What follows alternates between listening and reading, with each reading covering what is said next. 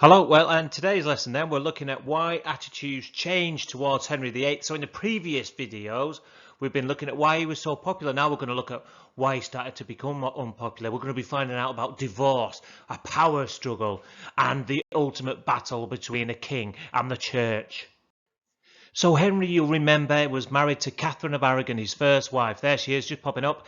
And they had an issue in that Henry wanted an heir. He wanted a son, and Catherine hadn't provided one. They'd been married for 20 years, and it was too much for Henry. He wanted a split. He wanted a divorce. And there is a graphical representation of a divorce for you. So Henry goes to the Pope. He says to the Pope, I want to divorce Catherine of Aragon. But the Pope says no. Yeah, England is a Catholic country. Henry is Catholic, and Catholicism does not recognize divorce.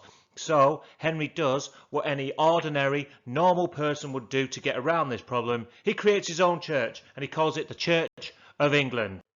Now, the good thing about the Church of England, from Henry's point of view, was he was the head of it. He was the supreme head of the church, not the Pope. And the Church of England, believe it or not, recognised divorce. So Henry was able to get the divorce he wanted because the church he now created, he was the head of it, and it allowed divorce. Now, many people reacted badly to this, most notably the monks. So you could imagine Catholic monks in Catholic monasteries are not going to be happy about this creation of this new church. So what Henry decided to do, because the monasteries were rich and the monasteries were wealthy, and essentially the monasteries were Catholic, he decided to dissolve them and get rid of them. So he got rid of the smaller ones in 1536. Then by 1539, he was getting rid of the larger ones as well. So Henry was becoming richer, he was becoming more powerful, but he was also building up a lot of hatred, and there was people who were gradually turning against him. So it's time for your first task. You should have a copy of the gap fill.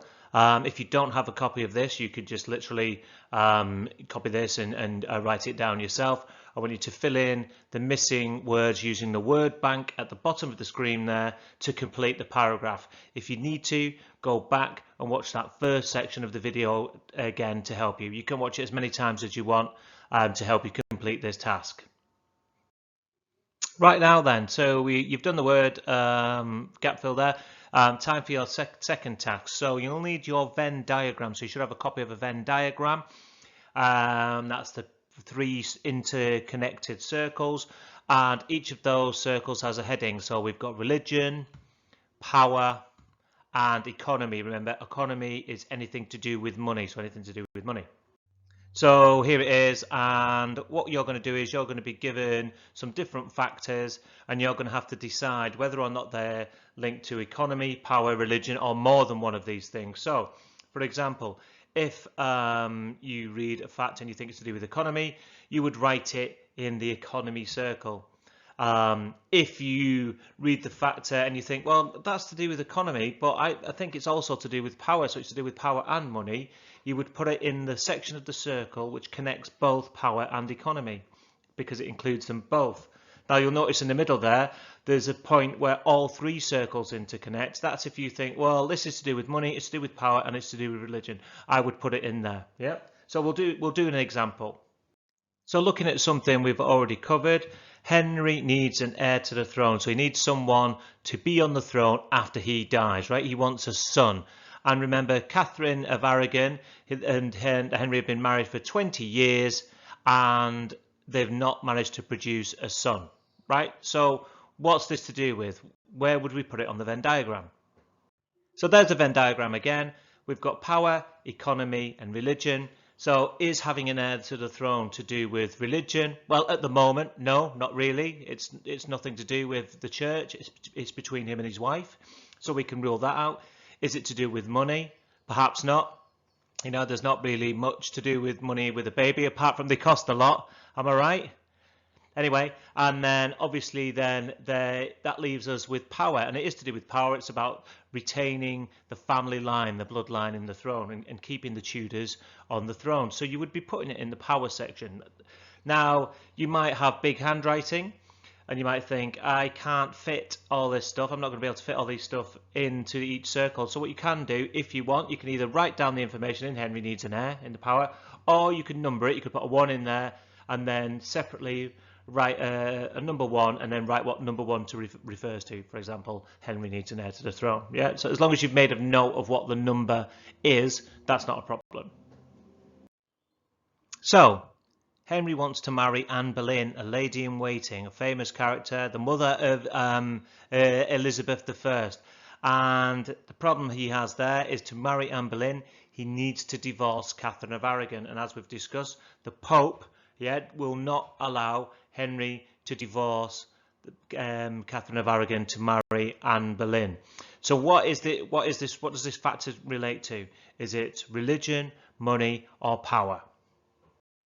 So another issue is Henry leads a luxurious lifestyle. Henry VII had worked very hard to earn his family quite a lot of money, and Henry was spending it quite quickly, and he wanted another revenue stream, so to speak, another source of income, and he knew the church was very wealthy, and he needed to try and think of a way to try and get that money. So what would this relate to? So Henry was aware of a wind of change in the air. So there was religious change in Europe, particularly in Germany. There was a new religion called Protestantism, which was spreading, and they were reforming and changing the church and getting rid of the Catholics. There was a lot of people in England who liked these new ideas, these new religious ideas that were coming, and they favoured some of the changes that were being proposed. For example, a lot of people in England wanted the services in the church to be in English, not in Latin. Another thing that annoyed Henry is the church would take taxes from people in England, but then that money would be taken out and taken to Rome to help build things like St. Peter's. What was Henry getting out of this? And how was he going to stop this type of thing happening? So that's it in terms of the Venn diagram. If you need to go back, if you've missed any out, that's not a problem. Go back, have a look, and just make sure that you've got all them done. Okay, so for your third video task then, you're going to be looking at some information, and you're going to be dividing it into two categories. The categories are going to be for closing the monasteries and against closing the monasteries. Don't panic. Again, you can take your time with it, pause the video as you need to, and we'll go through a couple of examples just to make sure you're happy. So you should have a sheet with some information that looks a little bit like this. If not, you can just use this information here and create your own little table. And you should have a table with 2 columns for and against. Again, you don't have to use the one provided. You can just make your own. It's a very simple table. One side says for, one side against destroying the church.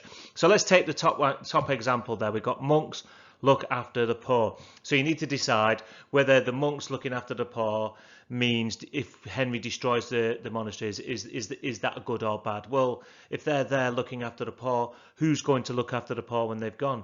Yeah, to me, and I would hope you agree, that seems like a negative thing. So I would say I would put that in the against destroying the monasteries column, because if we destroy the monasteries, who's going to look after the poor? Yeah. So let's do another example. So let's take one here. Ordinary people can get rich by buying monks' land and at low prices. If you were from Henry's point of view, or even an ordinary person in England's point of view, you would think you would benefit from that. So therefore you might be for getting rid of the monasteries, because Henry's going to benefit, the people of England are going to benefit, the only people losing out are the monks. So you've got 2 examples there to keep you going. Work through the rest, try and decide which column they need to go in. Take your time with it. Pause the video here if you need to, just to help you, and you can reference these on the screen. So to finish with, we're going to look at this question: was Henry right to close the monasteries? You've gathered quite a lot of information today. You've learned quite a lot about Henry and the closure of the monasteries, so it's time to bring it all together. So I want you to do a P paragraph, I want you to argue, and you could do a paragraph for both sides of the argument. So one saying that it was a positive thing, one was saying for Henry, and one saying that it was a negative thing. I've given you some sentence starters there which you can use, but you don't have to. Hopefully you should be able to upload this to the Google Classroom if that's relevant to you. So that kind of brings us to the end there. I hope you found it useful. Let me know if you've got any issues or anything like that. All right, thank you. Bye.